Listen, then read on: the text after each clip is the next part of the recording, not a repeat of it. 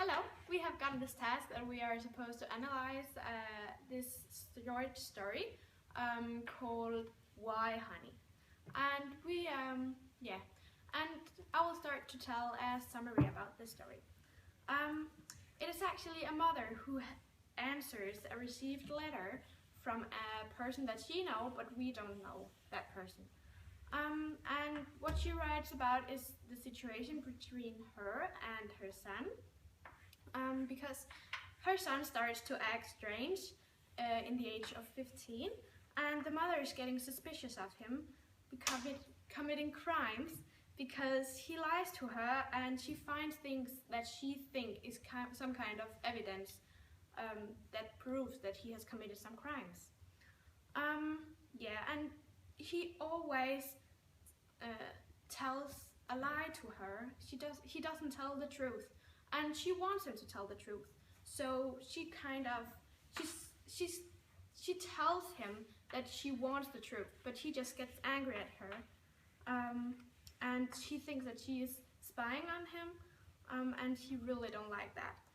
And the connection between the mother and the son is starting to break, and at some point she is starting to get afraid of him, and the connection is broken totally.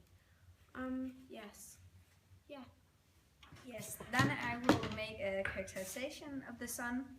He has a really bad temper. He has a lot of outbursts, and then we know that he started this weird acting at the age of 15. He started these lies, but the first thing was this cat story about this cat Trudy that had gotten killed, and this boy was a suspect. But we also know that he gets really good grades and that he graduated high school and got a diploma and an award for his essay.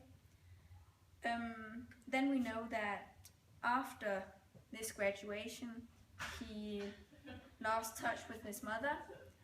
He got into the Marines and later got married and got into politics, and he's now a governor.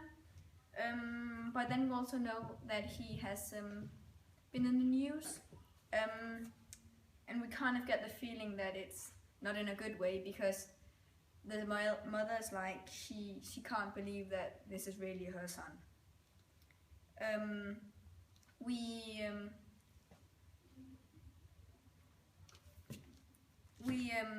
think that the boy has a lot of psychopath traits. Some examples are that he's very good at lying and he's charming. You know, the laugh, he always has a good laugh for you. He is very intelligent, the diploma and the award for his essay. He's manipulating about not telling the truth and just saying, oh, it was my nose that was bleeding, that's why my t-shirt is all bloody and red, and yeah. Then he's gotten a short fuse. He gets really mad and he asks his mother to go kneel for him, and he tells her to shut up and stuff like that. And then juvenile delinquency is also a trait at psychopaths. These things all started when he was back in high school, when he was 15. Also, he gets really aggressive, as I mentioned earlier, and then he seeks excitement, and that's also very common for these people. But we will talk about this later on. Yeah. Then there is some evidence that he did not commit the crime, or there's no evidence that he did. Because, well, the neighbor thinks that it was him who killed the cat, but we don't really know, and then also we don't know if it was somebody else's blood on the t-shirt or if he was actually telling the truth. However, the mother does know that he has lied to her about some things, for example, the race at work and the check, that she found evidence for that it was not true. And those things, together with the various suspicions hints about the crimes makes him a really huge suspect. Okay, I'm gonna tell you a bit about the mother and what I personally think of her and the way she's reacting and if she should be afraid of her son. The mother is very suspicious and very afraid of the son because she keeps finding these things that we spoke about earlier that she sees as evidence, but it's kind of getting on the limit to being paranoid, I think, because she sees him everywhere, and in the ending of the text you see her being afraid because she sees a car on the other side of the street that she thinks is spying on her. So she becomes very paranoid also in the early of the text, and she keeps wondering about what the son is doing and why he's lying to her, and stays awake at night. She can't fall asleep, and that's again why I think she's very afraid of her son. I'm not sure she really should be accusing her son of the committing crimes, because I think that in some way you should always trust your children, or at least try to, but because he has lied so much, it kind of makes him untrustworthy, like she maybe shouldn't trust him. But I think she's at least entitled to figure out the truth, maybe not to accuse him for committing crimes, but at least for lying, and she's entitled to figure out the truth.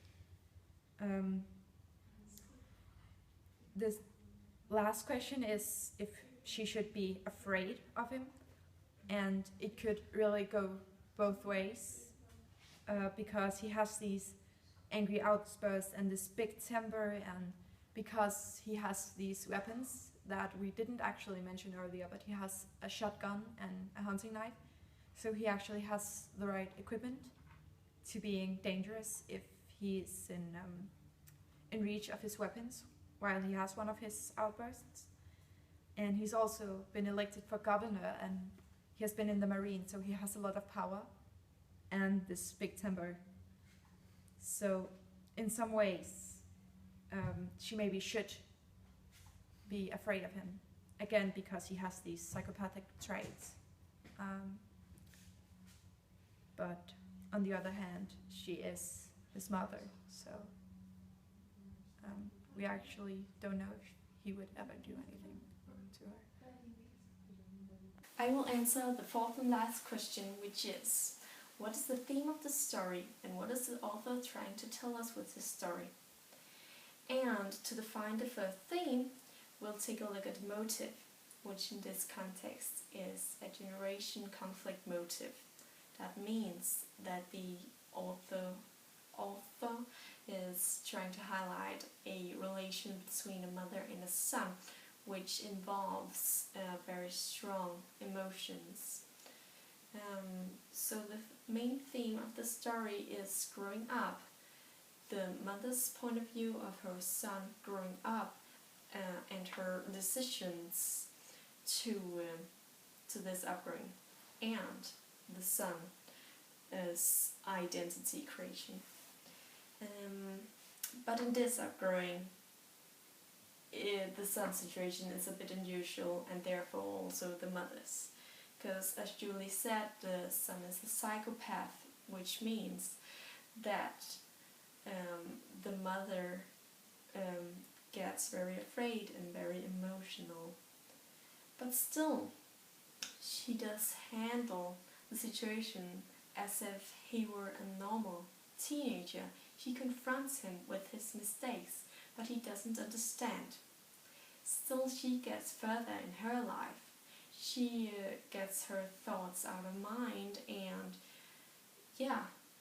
gets unlimited actually by him, by saying what she thinks. Because if she held it back and kept her thoughts in her mind, she would not be able to live a normal life. So what the author is trying to tell us is that you don't have to live your life by be holding back by others. You have to follow your own thoughts and your own inner voice.